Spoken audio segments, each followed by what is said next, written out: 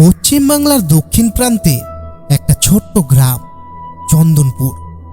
গ্রামটা চারিদিক থেকে জঙ্গল আর ক্ষেত দিয়ে ঘেরা। দিনের বেলাতেও এখানে হালকা কুয়াশার মতো কিছু একটা ভাসে, যেন কোনো অদৃশ্য ছায়া ঘুরে বেড়াচ্ছে। গ্রামের একদম শেষে একটা ভাঙা প্রাচীন কুয়ো আছে, লতাপাতায় ঢেকে গেছে। কেউ তার ধারে কাছেও যায় না। কথিত আছে ওই কুয়োর জল একসময় নাকি গ্রামের মানুষ ব্যবহার করত, কিন্তু এক রাতে কুয়োর ভেতর থেকে অদ্ভুত আওয়াজ শোনা যায়, যেন কেউ নিচে বসে হেসে উঠেছে। তারপর দিন থেকে সেই কুয়ো বন্ধ করে দেওয়া হয়। সেই রাতে গ্রাম পঞ্চায়েতের প্রহরী মধু দায়িত্বে ছিল। পথের ধারে বসে সে বিড়ি ধরাচ্ছিল। এমন সময় শুনতে পেল টুপ টুপ করে যেন জল পড়ছে, কিন্তু আশেপাশে কোনো জলাশয় নেই। চুপচাপ কান পাততেই বুঝল শব্দটা আসছে পুরনো কুয়ো দিয়ে। মধু মনে মনে ভাবল, এই সময় কেউ সেখানে গেল কেন? হাতে টর্চ নিয়ে এগিয়ে গেল সে। টর্চের আলো কুয়োর ধারে ফেলতেই দেখা গেল কুয়োর মুখে হালকা ধোঁয়া উঠছে, আর নিচ থেকে কেউ যেন ফিসফিস করে বলছে, পানি দে, পানি। মধুর শরীর ঠান্ডা হয়ে গেল, কিন্তু কৌতূহলও তেমনি তীব্র। সে কুয়োর ধারে গিয়ে নিচে তাকালো।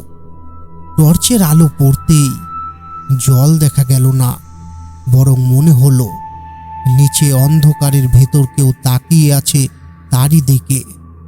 চোখ দুটো জলজল করছে। মধু চিৎকার করে পিছনে সরে এলো, কিন্তু ততক্ষণে তার পায়ের তলা থেকে মাটি যেন সরে গেছে। গ্রাম জেগে উঠল পরের দিন সকালে, কিন্তু মধুকে আর কেউ খুঁজে পেল না। শুধু কুয়োর ধারে মাটিতে তার টর্চটা পড়েছিল, আর পাশে একটা অদ্ভুত দাগ, যেন ভিজে হাতের ছাপ। কিন্তু হাতটা মানুষের মতো নয়, অনেক বড় আর বাঁকা আঙুল আলা। পরদিন গ্রামে তুমুল হইচই। হরিপদ গ্রামের পুরোহিত বলল, আমি বলেছিলাম ওই কুয়োটা অভিশপ্ত, ওখানে কোনো মানুষ বাঁচতে পারে না। গ্রামের বৃদ্ধরা বলল, বছর 20 আগে এই কুয়োতেই নাকি কয়েকজন মজুর মারা গিয়েছিল। জল তুলতে গিয়ে একে একে সবাই কুয়োর ভেতর পড়ে যায়, কেউ ফিরতে পারেনি। তারপর থেকেই কুয়োটা বন্ধ করে রাখা হয়, কিন্তু কে বা কারা মাঝে মাঝে রাতে ওটার ঢাকনা খুলে দেয় কেউ জানে না। গ্রামে আবার রাত নেমেছে, বাতাসে ঠান্ডা হাওয়া বইছে। গ্রামের নতুন প্রহরী গণেশ হাঁটছে লাঠি হাতে। দূর থেকে আবার শোনা গেল সেই আওয়াজ, পানি দে। গণেশ থমকে গেল, তার চোখ কুয়োর দিকে আটকে গেল, আর কুয়োর ঢাকনাটা আস্তে আস্তে নড়ছে। ভেতর থেকে যেন কেউ উঠতে চাইছে। পরের সকালে গ্রামে আবার একজন নিখোঁজ। কুয়োর ধারে কেবল তার লাঠিটা পড়েছিল, আর কুয়োর চারপাশের মাটিতে ফাটলের মতো দাগ, যেন কুয়োটা ধীরে ধীরে জেগে উঠেছে। চন্দনপুর গ্রামের সকালটা সেদিন ভয়ঙ্কর নিস্তব্ধ ছিল। মোরগ ডাকা বন্ধ, কুকুরগুলো কেমন চুপ করে বসে আছে।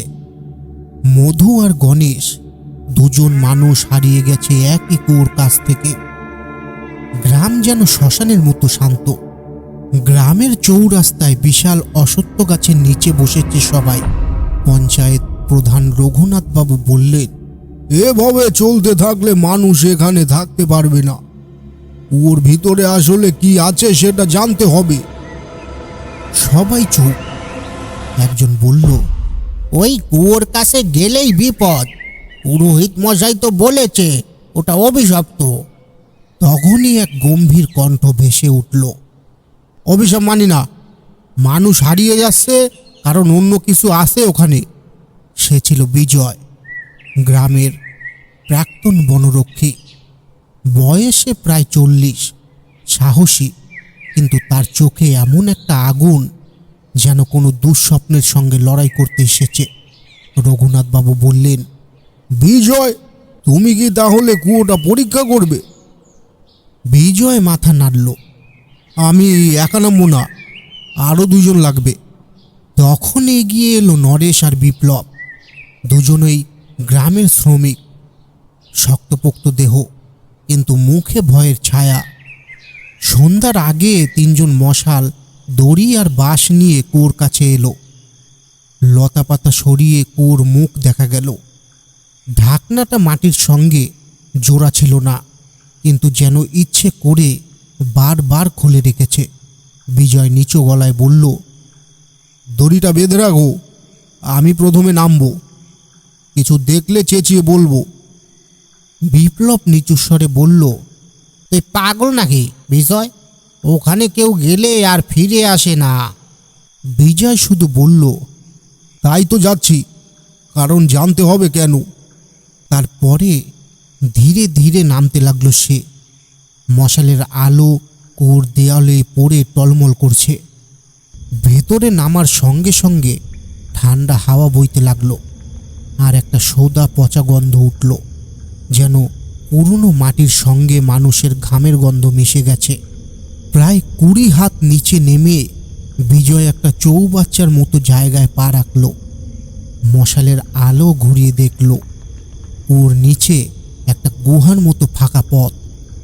দেওয়ালে আঁকা অদ্ভুত চিহ্ন, বৃত্ত, ত্রিভুজ আর কিছু পুড়ে যাওয়া লিপি।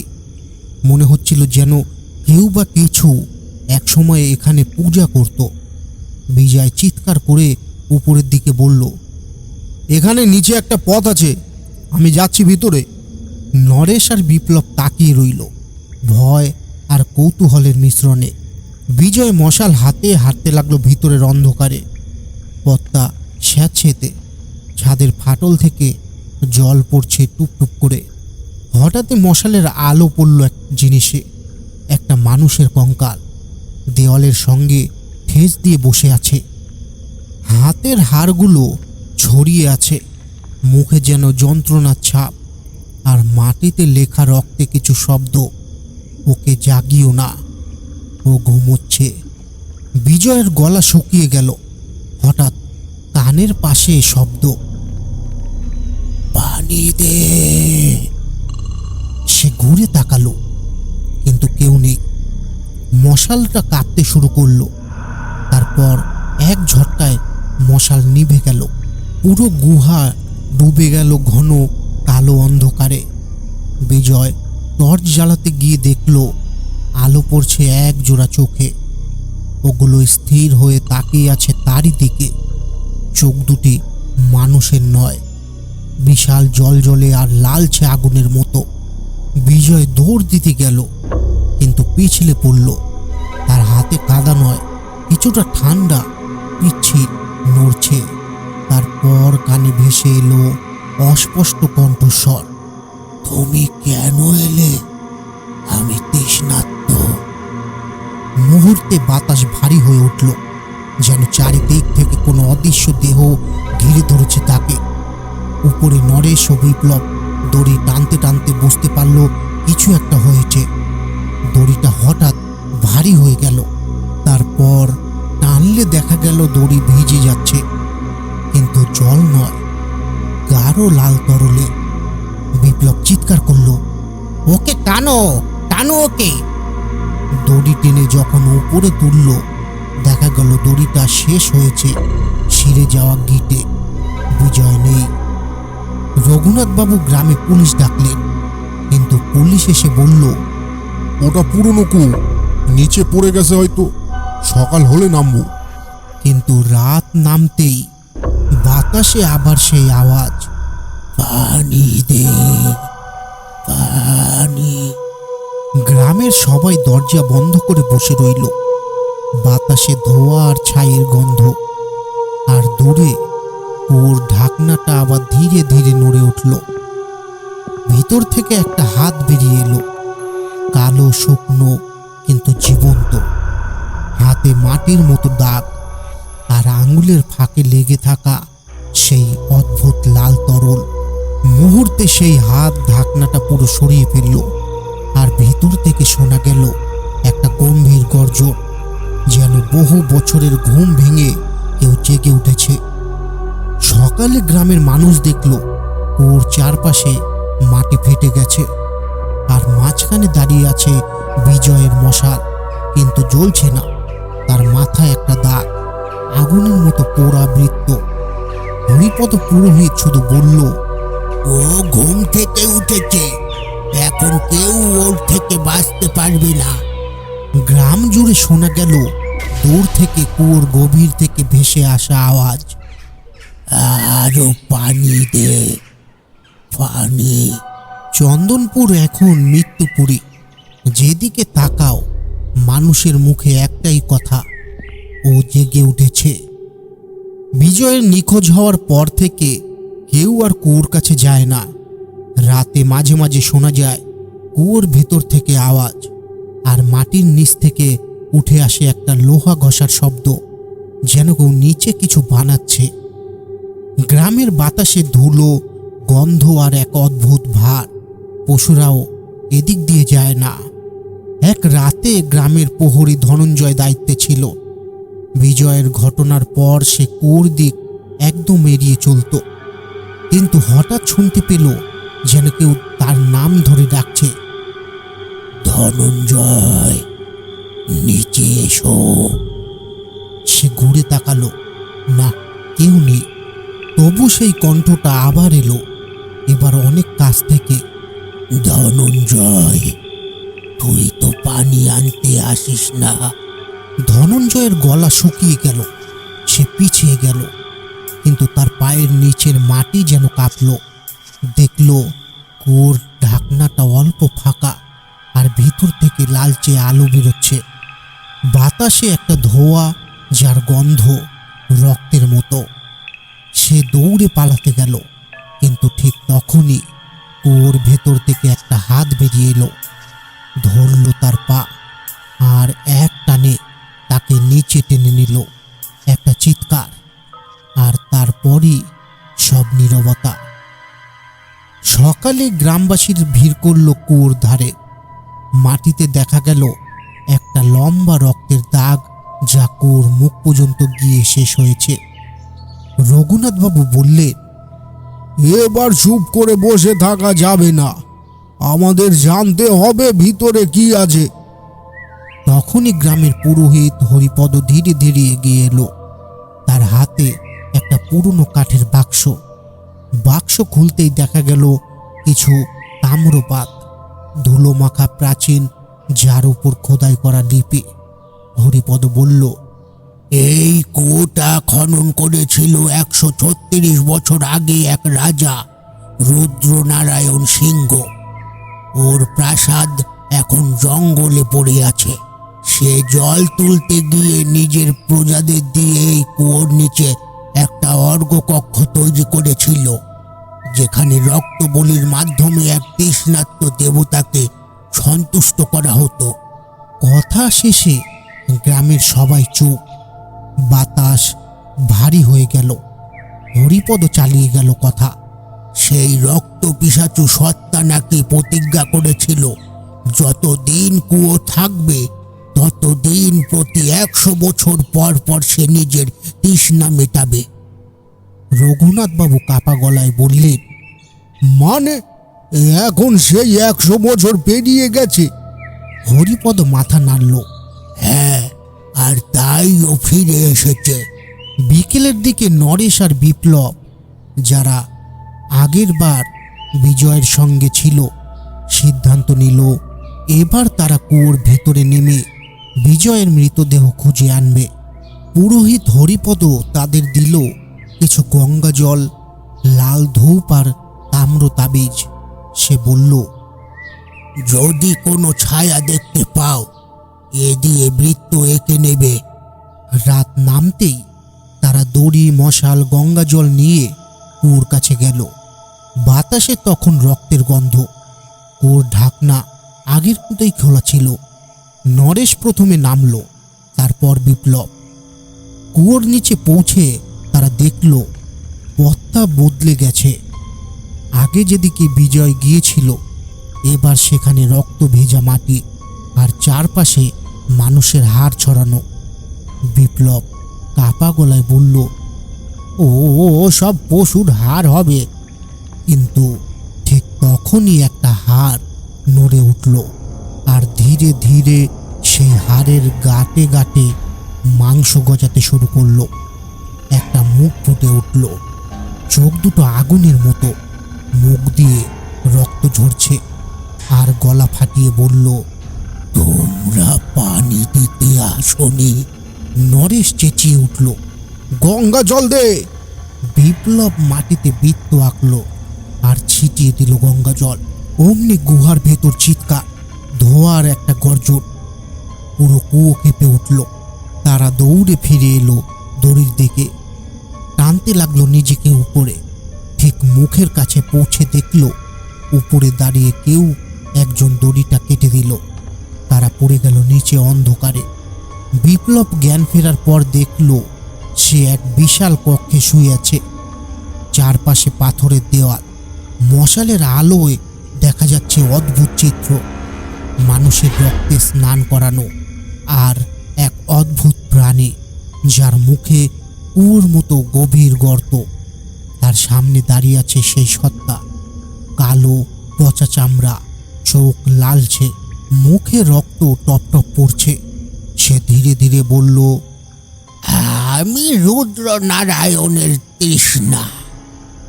আমার জল শুকিয়ে গেছে, এখন তোমাদেরই রক্ত আমার জল। বিপ্লব চিৎকার করে উঠল, কিন্তু তার গলা দিয়ে কোনো শব্দ বেরোলো না। সেই সত্তা এগিয়ে এলো, হাত রাখলো তার মাথায়, আর মুহূর্তে কক্ষ ভরে গেল রক্তে। সকালে গ্রাম নিস্তব্ধ। কুয়োর ধারে পড়ে আছে নরেশের লাঠি আর বিপ্লবের জামা, পুরো ভেজা, কিন্তু জলে নয়, রক্তে। হরিপদ মাটিতে পড়ে থাকা তাম্র পাত খুলে পড়ল, দেখল একটাই নতুন দাগ, যেন কেউ ভিতর থেকে পাথরে লিখে গেছে, শেষ জল বাকি, তারপর গ্রাম যাবে আমার সঙ্গে। রঘুনাথবাবু হাঁটু গেড়ে বসে পড়ল, চোখে জল। পুরোহিত বলল, ও এখন সম্পূর্ণ জেগে উঠেছে। এবার গ্রামকে বাঁচাতে হলে কুয়োটা পুড়িয়ে ফেলতে হবে। কিন্তু কুয়োর ধারে তখন থেকেই ধোঁয়া উঠতে শুরু করেছে। ধীরে ধীরে যেন ভিতর থেকে আগুন জ্বলছে নিজে থেকেই, আর সেই আগুনের ভেতর কেউ একজন হাসছে, গভীর গর্জনময় আর অনন্ত। চন্দনপুর গ্রামের আকাশে সেদিন সূর্য ওঠেনি। মেঘের নিচে ঝুলেছিল ভারী অন্ধকার, আর বাতাসে পচা গন্ধের সঙ্গে মিশেছিল রক্তের কটু গন্ধ। রঘুনাথবাবু, হরিপদ, পুরোহিত আর গ্রামের 5 জন পুরুষ জড়ো হয়েছে কুয়োর ধারে।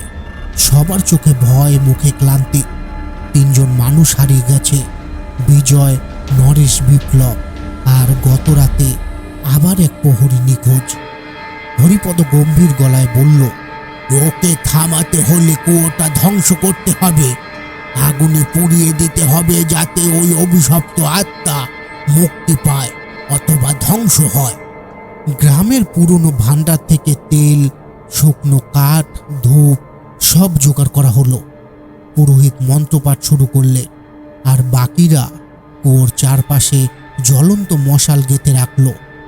হঠাৎ মাটিতে কম্পন শুরু হলো, কুয়োর ভেতর থেকে ধোঁয়া উঠতে লাগলো, আর ভেতরে শোনা গেল, তোমরা ভাবছো পুড়িয়ে দেবে? সবাই চমকে উঠল। কণ্ঠটা কারো না, এমন এক আওয়াজ যে পুরো মাটির নিচ থেকে আসে, ভারী, কর্কশ আর রাগে ভরা। হরিপদ চেঁচিয়ে উঠল, মশাল ছুঁড়ে দাও ভেতরে, এখনই। রঘুনাথ প্রথমে মশাল ছুড়ল, তারপর বাকিরাও। মুহূর্তে পুরো কুয়োর মুখ জ্বলে উঠল আগুনে। আগুনের রং লাল নয়, কালচে কমলা, যেন গলিত রক্তে জ্বলছে। প্রথমে সবাই ভেবেছিল সব শেষ হয়ে গেছে, কিন্তু মিনিট 5 পর কুয়োর ভেতর থেকে আগুনের শিখা উল্টো উপরে উঠতে লাগলো। ধোঁয়া ঘুরে ঘুরে মেঘের মতো ছড়িয়ে পড়ল পুরো গ্রামে। গ্রামের বাতি নিভে গেল। গাছের পাতা হাওয়ায় নয়, নিজের থেকেই কাঁপতে লাগলো। আর ধোঁয়ার ভেতর থেকে দেখা গেল কিছু ছায়া, মানুষের মতো, কিন্তু মুখ নেই, চোখ নেই। রঘুনাথ আতঙ্কে বলল, হরিপদ, এ কি হচ্ছে? পুরোহিত চোখ বন্ধ করে বলল, ওরা ওরা সেই আত্মারা যাদের রক্তে কুয়ো তৈরি হয়েছিল। ওরা আগুনে নয়, রক্তে জন্মেছে। আগুনে ওরা মরে না।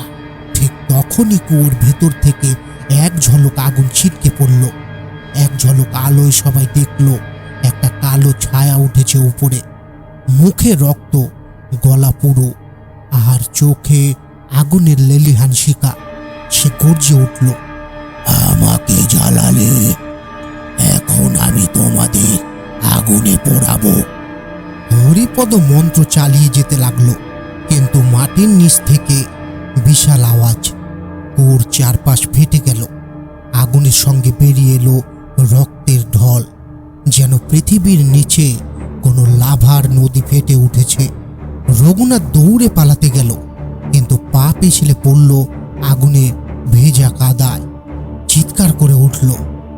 মুহূর্তে আগুন ছড়িয়ে গেল তার শরীরে, আর সে ছটপট করতে করতে নিস্তব্ধ হয়ে গেল। বাকি লোকেরা পালিয়ে গেল গ্রাম মুখে। হরিপদ মন্ত্রপাঠ থামায়নি। সে দাঁড়িয়ে রইল কুয়োর সামনে, দু হাতে তাম্র তাবিজ তুলে ধরল আর বলল, তুমি এই মাটির নও, এই আগুনেই মিলিয়ে যা। কুয়োর ভিতরে সত্তা গর্জে উঠল, আগুন, এই আগুনই তো আমার শ্বাস। অমনি আগুনের লেলিহাল শিকা ছুটে এসে গ্রাস করল পুরোহিতকে। তবে শেষ মুহূর্তে হরিপদ নিজের রক্ত দিয়ে তাম্র তাবিজে একটা বৃত্ত এঁকে মাটিতে ফেলে দিল, আর সঙ্গে সঙ্গে কুয়োর আগুন একদম থেমে গেল। পরদিন সকালে গ্রামবাসীরা এলো কুয়োর ধারে।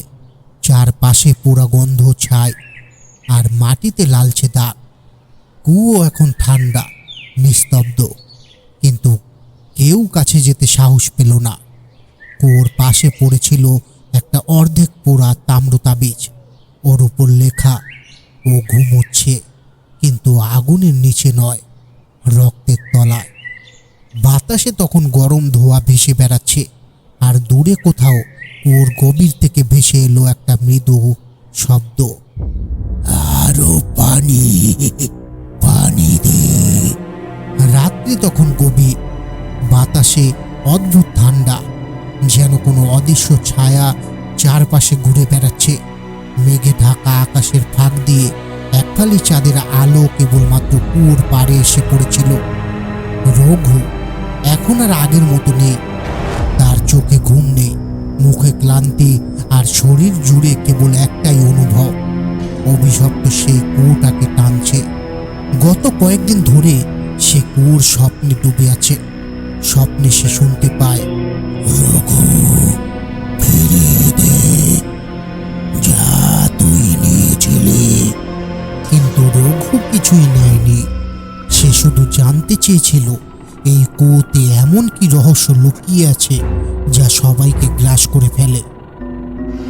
সেই রাতে রঘু একাই কুড়ুল হাতে কুয়োর ধারে যায়।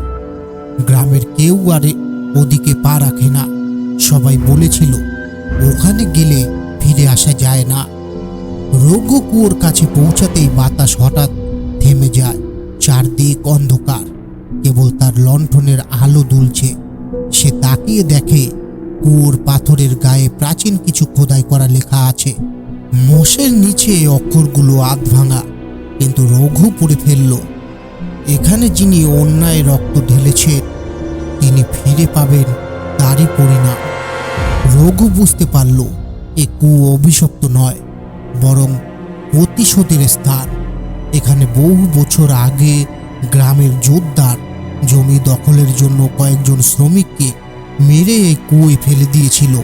সেই রক্ত, সেই কান্না আজও শান্তি পায়নি। রঘু কুয়োর ধারে বসে বলল, যদি তোরা এই কুয়োর নিচে থাকিস তবে আমি তোদের মুক্তি দিতে এসেছি। কিন্তু সঙ্গে সঙ্গে চারপাশে ঠান্ডা বাতাস বইতে শুরু করলো। লণ্ঠনের আলো নিভে গেল। কুয়ো থেকে ভেসে উঠল একটার পর একটা হাত। মাটি ভেদ করে কালো পচা হাতগুলো রঘুর পা আঁকড়ে ধরল। রঘু চিৎকার করল।